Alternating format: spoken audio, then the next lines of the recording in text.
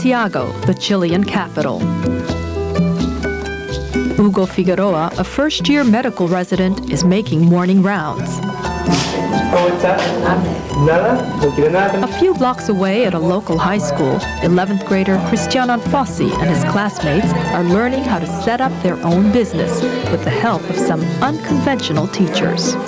And several hundred kilometers to the south, in a 3-room schoolhouse, 8th grader Veronica Montero is learning history and grammar with the aid of computers linked to the most prestigious universities in the country.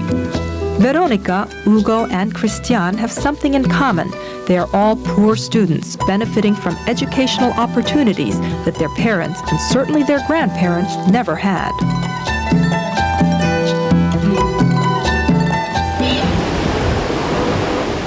Veronica's grandfather, 75-year-old Esteban Milivillo, never made it beyond first grade. I knew of only one school. We had to walk a mile each way. The roads were bad, all muddy. I'm luckier than they were. They went as far as they could. I'll go as far as I can. I'm already beating them because they never reached 8th grade. In my parents' circle, no one even thought about going to college. I'm the first of my whole extended family. Then, in 1973, General Augusto Pinochet came into power through a military coup.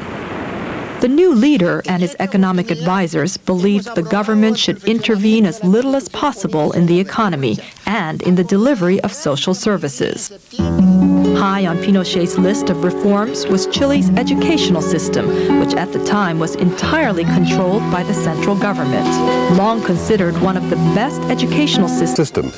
Transferring administration of schools from the Ministry of Education to 330 municipalities. Jose Vera and thousands of other teachers who up till now had been employed by the state became municipal employees. The government also promoted privatizing education between 1981 and 1986.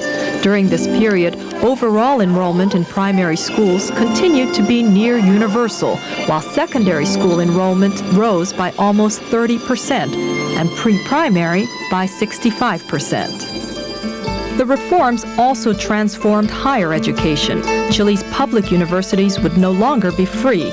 The government decided students who could afford it should pay tuition. Those who couldn't were given access to loans and scholarships so that no needy student was turned away.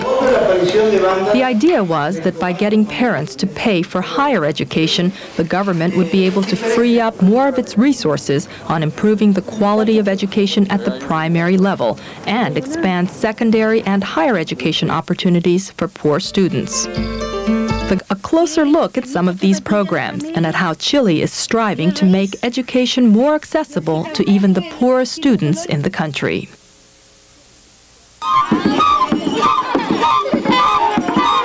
Thirteen-year-old Veronica Montero is a member of the Mapuche tribe, one of Chile's indigenous groups. Veronica lives on the Nirimapu Reservation in one of the most remote areas of the country. Despite this isolation, using a computer, Veronica is able to correspond through the internet with pen pals all over the country. I've sent letters everywhere: Pucón, Santiago, Punta Arenas. Sometimes I get a reply.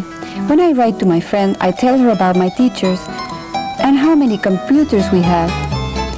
Computers help you understand things better. The image helps clear up what the teacher is saying. Veronica is part of a pilot